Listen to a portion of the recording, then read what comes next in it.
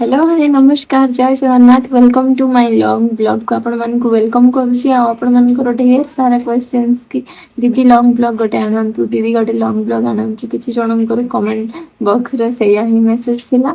तो चलतु आज मो ब्लॉग स्टार्ट करबा आगु मो तो बहुत भल अच्छी खुशी रे अच्छी सुस्थ अच्छी आपण मान केमती अछंती कमेंट रे जणाइबा को जमार भी भूलिबेनी आ आज रो ब्लॉग टा को आपण मानकर माने सपोर्ट आ भल पाइबा आ आशीर्वाद मिलबो बोली आशा करूची तो चलतु आज ब्लॉग टी स्टार्ट करवा तो अपन माने बहुत क्वेश्चंस करूथिले कि माने मैरिज को नहीं कि लव मैरिज ना अरेंज मैरिज तो बहुत भाभी कि आंको सहित वीडियो स्टार्टिंग भी किंतु तांके से जे सॉरी सब प्रॉब्लम होची हम आडे जेतु तांके यूज करंती तो समस्त तांके ही हसरे उड़ाती तो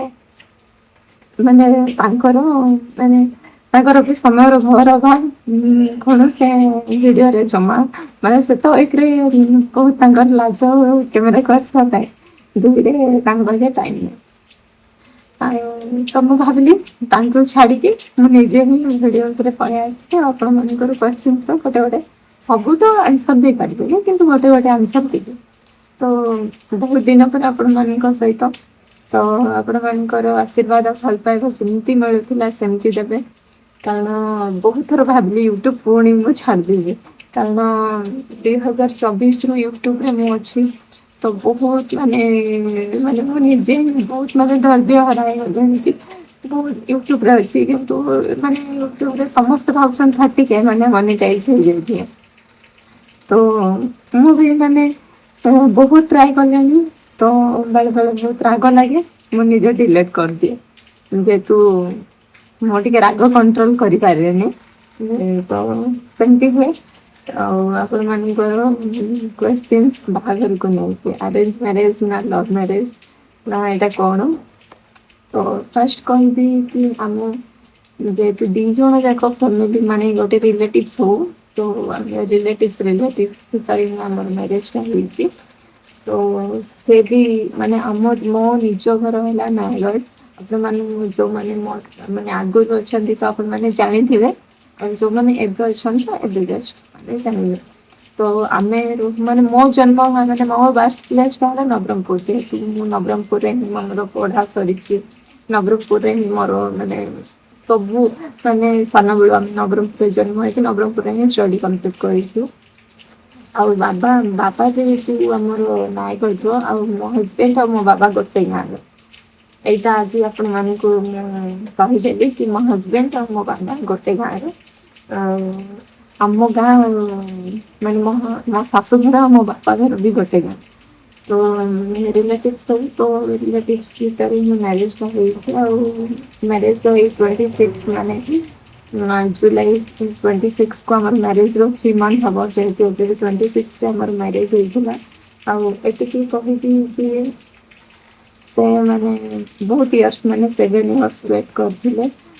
କାରଣ କିଛିଟା ଇସ୍ୟୁ ପାଇଁ ଆଉ ଫ୍ୟାମିଲି ତ ଇସ୍ୟୁ ଥିଲା କାରଣ ମୁଁ କହିବିନି କି ଆମର ଆରେଞ୍ଜ ମ୍ୟାରେଜ କି ମୁଁ କହିବିନି କି ଆମର ଲଭ୍ ମ୍ୟାରେଜ ଆମର ଲଭ୍ ୱିଥ୍ ଆରେଞ୍ଜ ଦୁଇ ମାନେ ପୁରା ମିକ୍ସ ହେଇଯାଉଛି କାରଣ ଯେତେବେଳେ ତାଙ୍କ ଘରୁ ମାନେ ମୋ ଶ୍ୱଶୁର ଯେତେବେଳେ ମାନେ କହିଥିଲେ ଆମ ଘରେ ମାନେ ସେ କଥାଟା ପଡ଼ିଥିଲା ତ ଆମ ଘରେ ସେଇଟା ନା ଆଜି କହିବିନି ସେ ସବୁ ଟପିକ୍ ସବୁ ଜାଣିବା ପାଇଁ ହେଲେ ଆଉ ଗୋଟେ ଭିଡ଼ିଓସ୍ ବନେଇବି ଆପଣମାନଙ୍କର ଯଦି କମେଣ୍ଟରେ ଆସେ ଆମର କେମିତି କ'ଣ ହେଇଥିଲା ତ ମୁଁ ସେ ଭିଡ଼ିଓସରେ କହିବି ହେଲା ତ ଏତିକି ବାସ୍ କହିବି ମାନେ 7 years ୱେଟ୍ ପରେ ଆମର ମ୍ୟାରେଜ ହେଇଛି ତ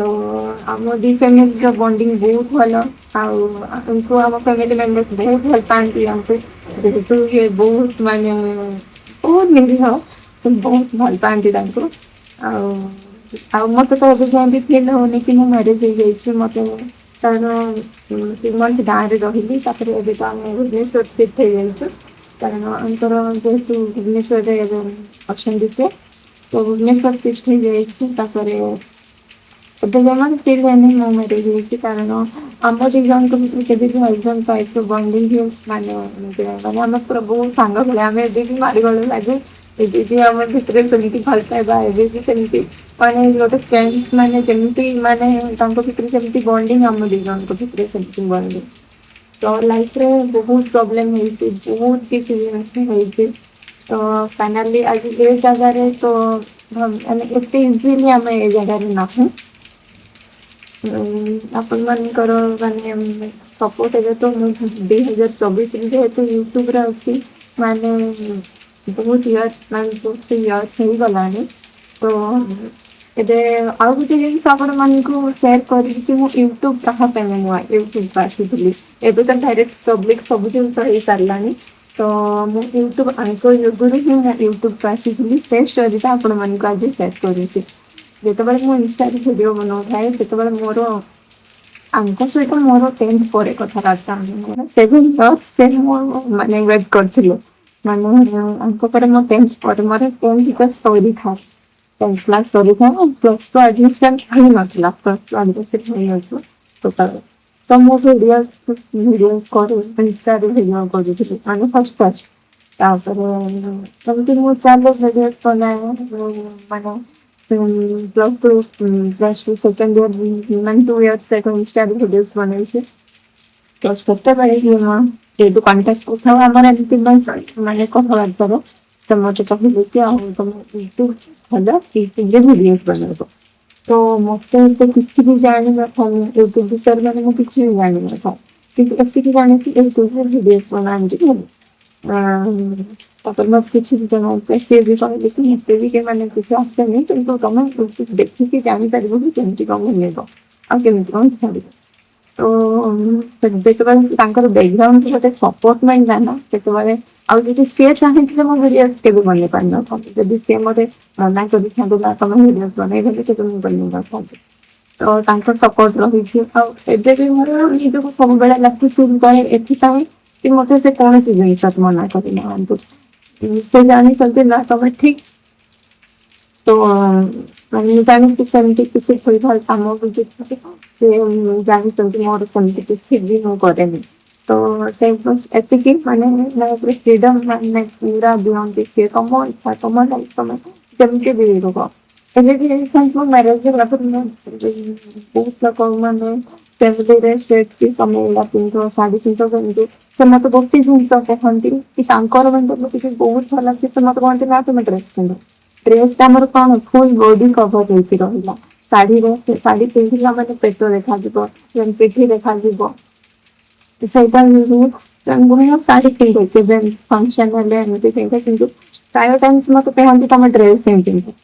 ଆଉ ସେ ଆସନ୍ତି ଆସିଲା ପରେ ରୁମରେ ଥାଏ ମାନେ ଟିକେ ନେଇକି ବୁଲେଇଥାନ୍ତି ମାନେ ଏତିକି ମାନେ ମନକୁ ସେ ବୁଝନ୍ତି ଆଉ ମତେ ଆଜିଯାଏଁ କୌଣସି ଜିନିଷରେ ମନା କରନ୍ତିନି ନା ଏଇଟା କରନି ଏଇଟା ଖାଅନି ଏଇଟା ପିନ୍ଧନି ଏଇଟା ଲଗାନି କିନ୍ତୁ କେବେ ବି ସେ ମନା କରିନାହାନ୍ତି ବାସ୍ ଗୋଟେ ଜିନିଷ ମାନେ ମୁଁ ବି କୁଆଡେ ଏକୁଟିଆ ବି ଯାଏନି ସେ ଯୋଉଠି ନେଇକି ଯାଆନ୍ତି ମୁଁ ଏଠି ଯାଏ ଆଗରୁ ବି ଯୋଉଠି ବି ଯାଏ କି କଣ ସେ ପଚାରେ ସେ ହଁ କରେ ଯାଏ ତ ଆମ ଭିତରେ ସେ ବଣ୍ଡିଙ୍ଗଟା ମତେ ବହୁତ ଭଲ ଲାଗେ କାରଣ ସେ ଗୋଟେ ମତେ ବୁଝିପାରନ୍ତି ଆମ ଭିତରେ ସେ ବଣ୍ଡିଙ୍ଗ ମତେ ଆଗଠୁ ବହୁତ ଭଲ ଲାଗେ ଆଉ ଆମ ଭିତରେ ଏଇ ସବୁ ଏଇ ସେୟାରିଂ ତାପରେ ମୁଁ ତାଙ୍କୁ ପ୍ରତ୍ୟେକଟି କଥା ସେୟାର କରେ ସେ ମତେ ପ୍ରତ୍ୟେକଟି କଥା ସେୟାର କରନ୍ତି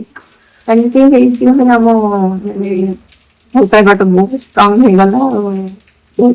ଆମ ଭଲ ପାଇବା ମାନେ ମାନେ ବହୁତ ଅଲଗା କଥା ତାପରେ ବହୁତ ଇୟର୍ସ ପରେ ଯେହେତୁ ଆମର ବି କିଛି ମାନେ ଫାଇନାନ୍ସିଆଲ କଣ୍ଡିସନ ବି ଠିକ ନାହିଁ ତ ଆମକୁ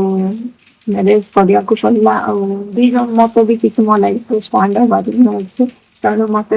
ମାନେ ମୁଁ ସବୁବେଳେ ଆଗକୁ ମୁଁ କଣ କରିବି ମାନେ ସବୁବେଳେ ମାନେ ମତେ ବହୁତ ଭଲ ଲାଗେ କି ମୋ ସପୋର୍ଟରେ ଜଣେ ଅଛନ୍ତି ବାବା ମମି ତାପରେ ଆମ ଶାଶୁ ଶ୍ୱଶୁର